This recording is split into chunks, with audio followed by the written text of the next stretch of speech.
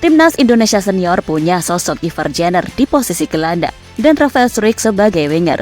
Mereka berdua sama-sama tipe pemain kreatif dengan teknik dan kualitas tingkat tinggi. Namun pernahkah terbayang akan ada sosok gabungan kedua pemain tersebut dalam satu orang?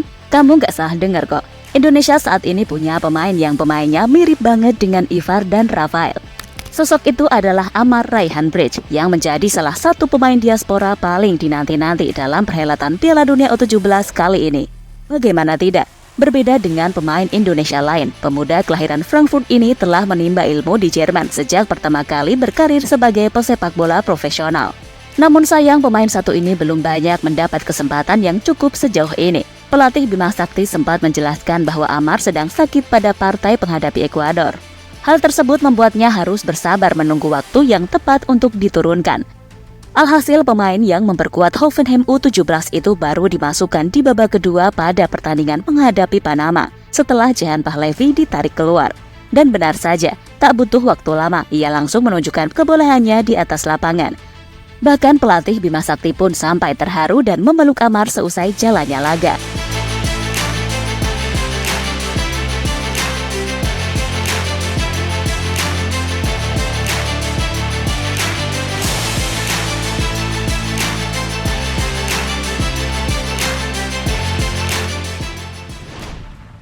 Apalagi sang pemain berulang kali mengungkapkan rasa antusias dan kebanggaannya untuk bisa membela timnas Garuda Merah Putih. Setelah pertandingan usai, Bridge pun berkata kepada para awak media, "Saya merasa sangat baik, debut saya sangat luar biasa. Atmosfer fans itu pertama kalinya dalam hidup saya untuk bertanding dengan atmosfer seperti itu. Ini peluang besar bagi saya untuk tampil dan hasilnya cukup bagus." Melihat banyaknya pemain keturunan Indonesia yang tersebar di seluruh penjuru dunia, memang tak salah kalau sekarang kita melihat Sintayong dan PSSI saling berjibaku untuk mengamankan jasa dari para pemain tersebut. Jika ditotal-total, maka jumlah naturalisasi kita sudah mencapai belasan hingga puluhan pemain, termasuk Amar Bridge yang masih berusia 16 tahun. Namun satu hal yang cukup jadi pembeda adalah posisi bermain, di mana Bridge berposisi sebagai winger kanan dan kiri, serta bisa mengisi peran sebagai gelandang kreatif.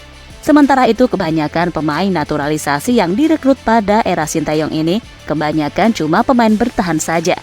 Sedangkan untuk posisi gelandang dan penyerang masih belum menjamur. Alasannya jelas, yaitu karena para pemain bertahan Indonesia dinilai masih kurang. Apalagi Sintayong cukup terkenal dengan taktik bertahan miliknya. Seperti yang kita lihat pada saat timnas Korea Selatan mampu berbicara banyak pada gelaran Piala Dunia 2018 berkat strategi defensif dari pelatih 53 tahun tersebut. Hal ini semakin mempertegas kalau memang posisi gelandang dan penyerang bukanlah prioritas utama Sintayong dalam membenahi permainan timnas. Apalagi Indonesia dikenal tak pernah absen dalam mengorbitkan gelandang maupun striker ajaib. Padahal stok gelandang dan penyerang kita jelas sudah menumpuk setelah ketambahan pemain diaspora lainnya, macam Ivar Jenner dan juga Rafael Struijk.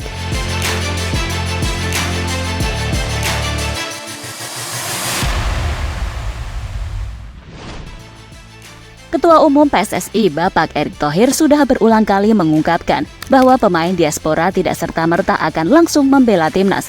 Menurut penuturannya, mereka harus punya kualitas yang amat tinggi. Hal inilah yang terjadi pada sosok Amar Bridge. Pemain satu ini tak cuma punya pengalaman merumput di Eropa dan bertemu pemain-pemain muda kelas dunia, tapi dirinya tentu juga punya kualitas tinggi yang membuatnya sampai dilirik Bima Sakti untuk mengisi skuad timnas Indonesia pada gelaran Piala Dunia U17 kali ini. Dan sebagai sosok penyerang sekaligus pemain kreatif, kita tentu dapat menaruh ekspektasi yang cukup tinggi kepada Amar Bridge yang bakal menciptakan peluang-peluang dan gol untuk skuad Garuda Merah Putih. Terlebih lagi Amar terkenal sebagai sosok yang cukup rendah hati dan tidak egois, baik di dalam maupun di luar lapangan. Hal ini dapat terlihat dari wawancaranya dengan para awak media di mana ia mengatakan, "Tidak masalah kalau saya tidak mencetak gol ataupun assist, tapi yang paling penting adalah kemenangan tim Indonesia." Bahkan dirinya tertangkap kamera menghampiri fans dan meminta maaf atas hasil seri yang didapat melawan Panama.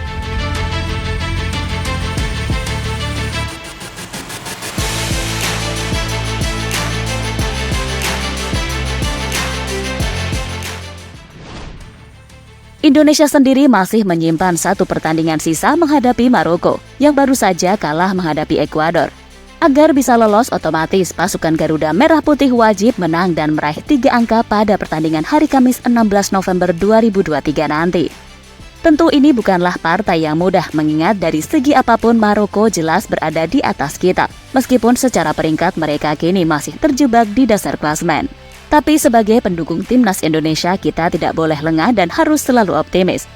Amar Bridge pun mengungkapkan sedikit celah yang bisa ia manfaatkan untuk menghadaskan perlawanan Singa Atlas. Saya pikir laga selanjutnya lawan Maroko akan sangat sulit, tapi dengan kehadiran fans dan kerja sama tim, kami bisa melakukan segalanya. Maroko kalah 2-0 dari Ekuador. Saya pikir mental mereka akan turun, dan itu peluang bagi kami untuk menang. Usia Amar Bridge memang masih muda dan jalannya pun masih sangat panjang untuk membuktikan diri. Tetapi dengan segudang pengalaman serta attitude-nya yang terbukti baik hingga saat ini, bukan tak mungkin kita akan menyaksikan aksinya sebagai tulang punggung timnas Indonesia di masa depan.